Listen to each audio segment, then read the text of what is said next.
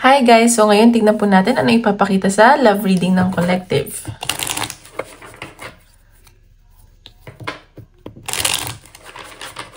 Love reading ng collective.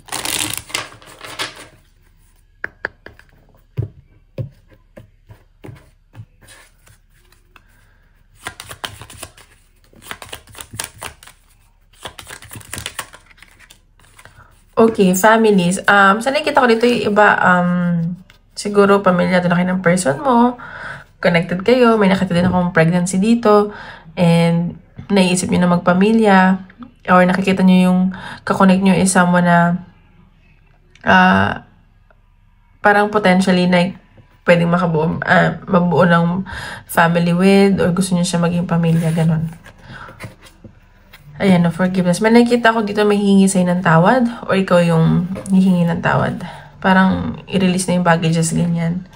Ayan, so, tingnan pa natin. Love reading ng collective.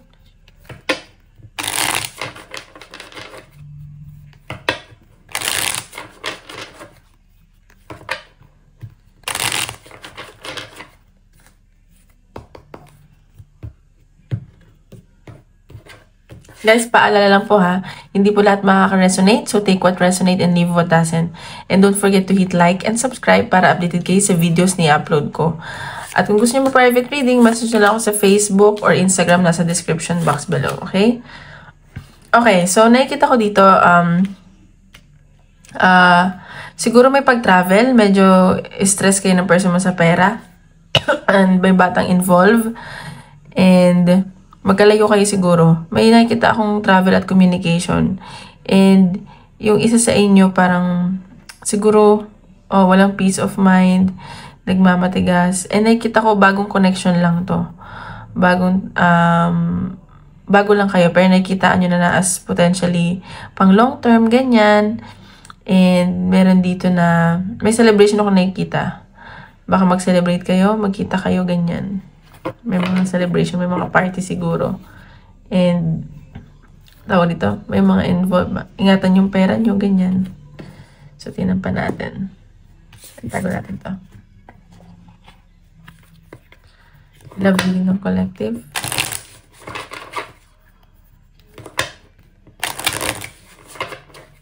Parang bagong connection lang to. Masaya kayo dito.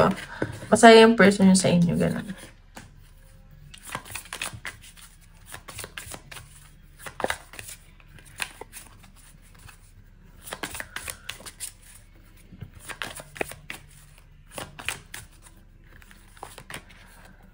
Okay, so may nakikita ako, meron ditong new beginning sa inyo ng person mo. And nakikita nyo, or itong connection nyo, new beginning para sa'yo. Mayroon na mga changes, may transformation na magaganap, ganyan. And sa nakikita ko dito may pregnancy. Or gusto nyo magkaroon ng anak with your person, or yung person nyo. Love it. Okay. So, nakikita ko dito, medyo ina-anxiety lang yung iba sa inyo, trigger warning, or yung connection, yung person nyo. Pero sa nakikita ko, ayaw nyo kasi mawala yung excitement eh. And siguro, meron kayong maliliit na tampuhan, misunderstanding, ganyan. Kaya siguro nagiging ganito. Kaya siguro kayo ina-anxiety. Pero misunderstanding naman nakikita ko. Onting tampuhan. Hindi naman siya minor problem.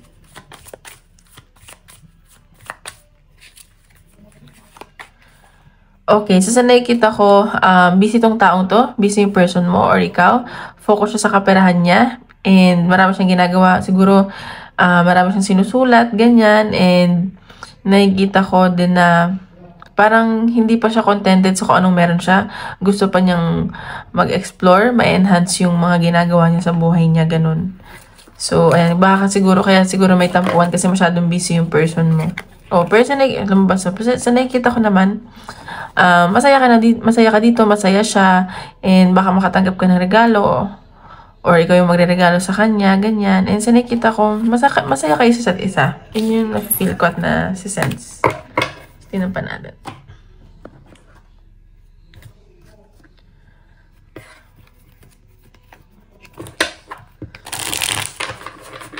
Love reading ng collective.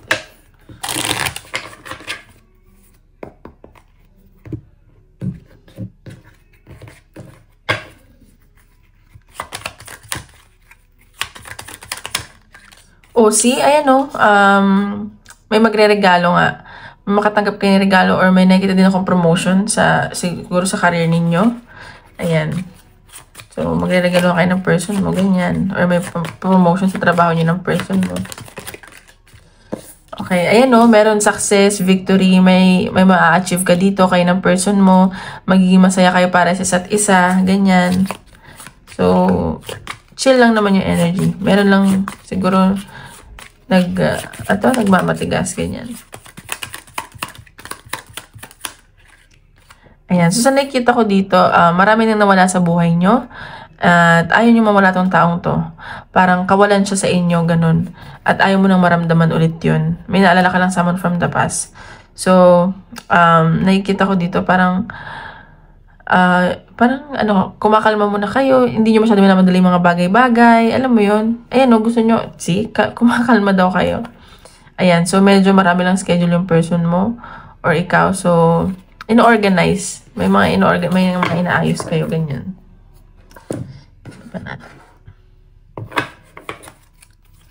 Papakita sa collection nyo.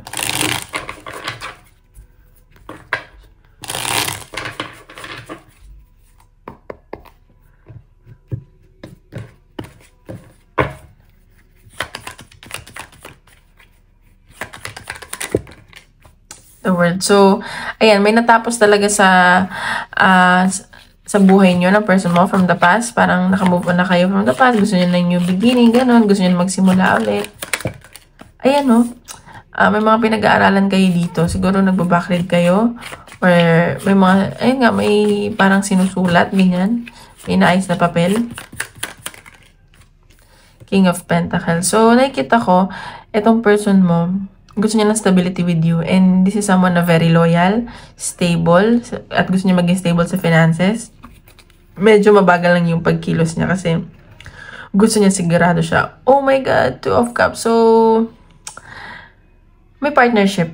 Okay? So, nagkakaintindihan kayo. Gusto niya mag-offer sa'yo. At masaya kayo sa isa't isa. Parang wish fulfillment, ganyan. Ayan, so, napapalakas mo yung loob niya. And, napapalakas mo yung loob ng isa't isa. So, ayun. Ang ganda naman. Parang feeling mo siya na si the one or siya nakaka-feel nun.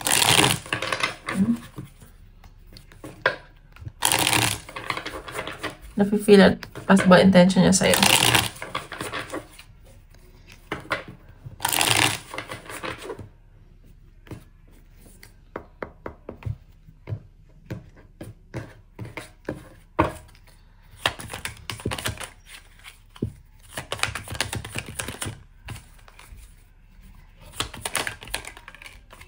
Okay, so stuck to sa connection nyo. Inaramdaman niya, parang mahihirapan siyang kumawala. Mahirap siyang mag-break free from you and your connection. Yun yung nafe-feel niya. Ayan o. Gusto nito mag-offer. Pero unti-unti. At sobra-sobra yung pag-iisip nito sa'yo. So, hindi pa siya yung offer na pero yung sigurado siya. Iniisip-isip ka niyan.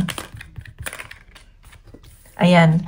Ina-anxiety siya, hindi siya makatulog, kakaisip sa'yo. Ayan. Pero sa nakikita ko, gusto ko niya ng stability. Ayan, nagtatry siya mag-focus sa finances. Gusto niya kasi ibigay din sa'yo lahat ng gusto mo, ganyan. Parang good provider tong taong to.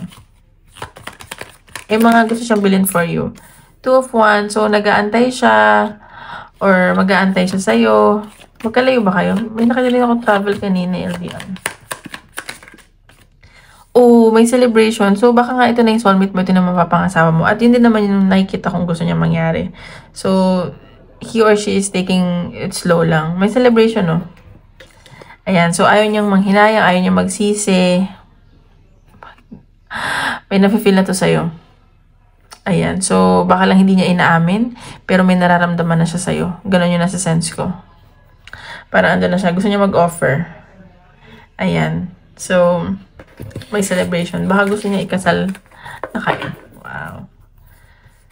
So, tingnan pa natin. Saan ba yan? Ano pa dapat malaman sa person mo?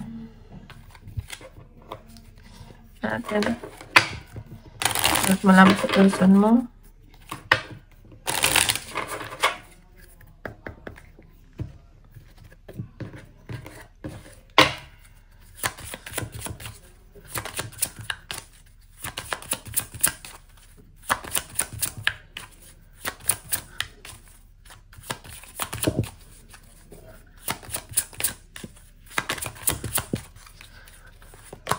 Divorce. So, siguro,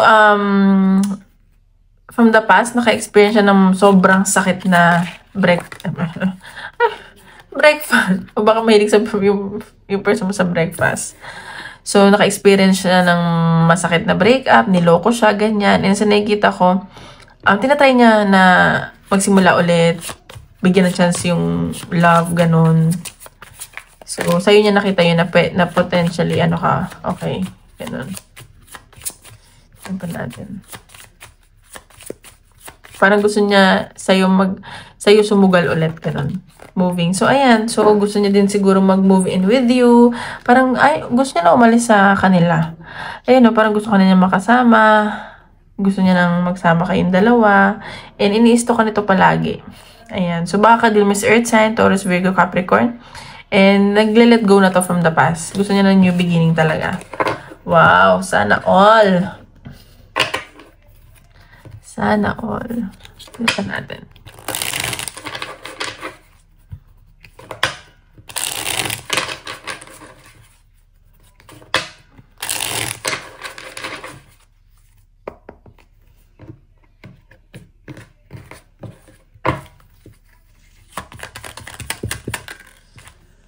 Okay, so baka may tampuhan kayo. Meron ako nakikita. Baka magkita kayo. Alam niyo na kung ano mangyari. Ayan, may reconciliation. And, nakikita ko din naman kasi iniisip din ito yung taon, yung finances niya in future yung dalawa. Yun yung iniisip niya. Hindi lang siya love, ganun. Practical din ito mag-isip. Ayan o, ayun, kinakatakot niya. Baka hindi siya makapag-provide sa'yo yung finances niyo in the future. Pero sa nakikita ko, gusto niya talaga isa't isa. Ayan, may mga insecurities na ng taong to. And, ayan, so, baka single parent siya. Or ikaw. Ayan, no second chances. So, baka ayaw niya na balikan yung from the past. Ayan. So, tingnan natin. Dito nagpapakatotoo sa nararamdaman niya. Sa ngayon. Saan na ba yun? Message niya sa'yo.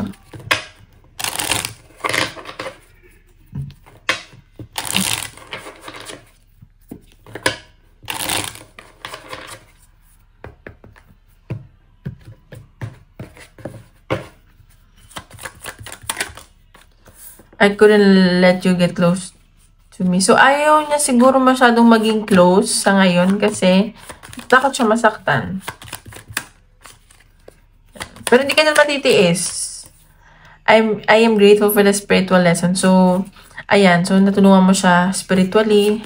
May natutunan siya sa'yo. Ganon.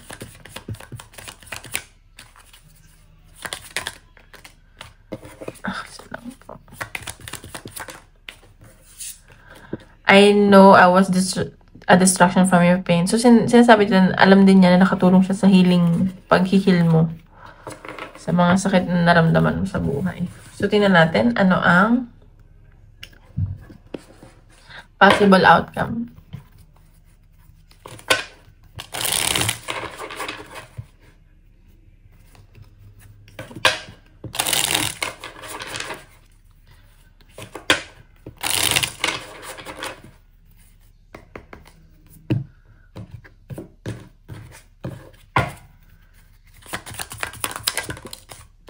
Ace of Swords. So, sa nakikita ko dito, magiging maayos kayo. May victory ako nakikita. And may clarity kang malalaman or siya. Siguro mag-uusap kayo. Kung ano dapat yung gawin. 7 of Wands. So, pinoprotektahan nyo din yung sarili nyo. Siyempre yung puso nyo, ganyan. At siya din. Ang daming toxins na lumalapit sa inyong dalawa. So, nasa sa inyo yan. Three of Wands. So, nakikita ko, looking forward naman siya sa connection nyo na mag-progress yun. I mean, maging maayos. And, mag-offer nga to sa'yo. Pero, unti-unti. At nakikita ko magiging loyal to sa yung taong to. Ayun o. Iikot na daw ang kapalaran mo. Positive changes yung nakikita ko. Magiging loyal at faithful tong taong to. Well, ganun naman talaga siya.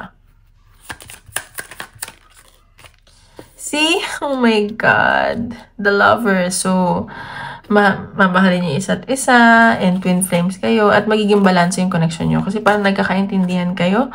Parehas na kayo matured. Siguro sa mga napagdaanan nyo na din in life. Ganun. Ayan, no? So, mag-e-effort kayo parehas. Magbibigayan kayo and nakikita ko na kahit independent kayo, andyan yung hindi nyo kayang iwan yung isa't isa. Like, kayo yung pahinga ng isa't isa. Gets nyo yun? So, ayun sa sense ko. Ayun, may celebration ako nakikita. Oh. So, baka mag-party kayo. And very passionate tong taong to sa'yo. Charming, ganon. Ano to? Medyo rebellious, ganon. So, pero maganda naman nakikita ko. Tingnan pa natin. Message ni universe sa'yo.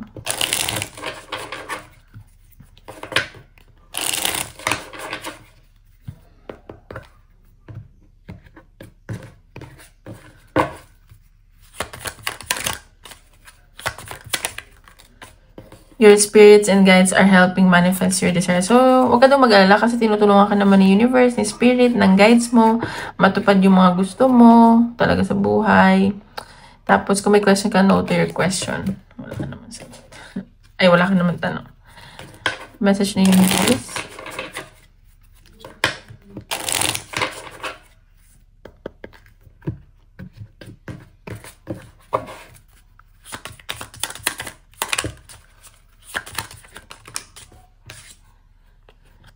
There are potential risks or negative consequences to consider. So, siguro, isipin nyo din yung mga consequences or negative side, pero it doesn't mean na hindi siya magiging okay kasi wala naman perfectong relasyon or bagay. It's a lesson in surrender and trust. So, maniwala ka na. Siguro, tinuturo sa'yo dito, magtiwala ka lang, maging, pasensya, ganyan. I-surrender mo kay Lord or sa universe. Advice.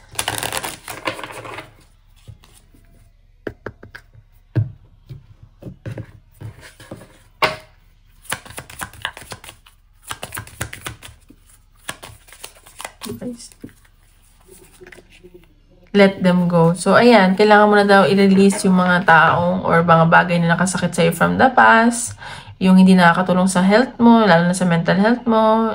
Lagi mo pipiliin yung self-worth mo at peace of mind mo. Yan, kung nasasaktan ka na, let go. Okay, so isip ka question. Tinatin ko lang sagot ni universe.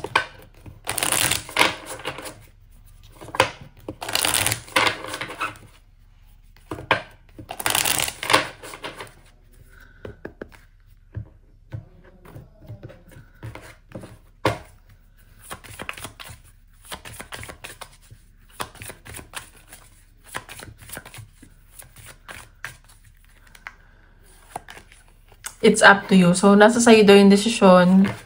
Kung ano man yung tanong mo. Ask for help from others. So, hingi ka ng tulong sa mga kaibigan mo or sa family mo or kung sino man yung pinagkakatiwalaan mo. Pero nasa sa'yo pa rin daw yung desisyon. Okay? So, yun lang guys. Maraming salamat po.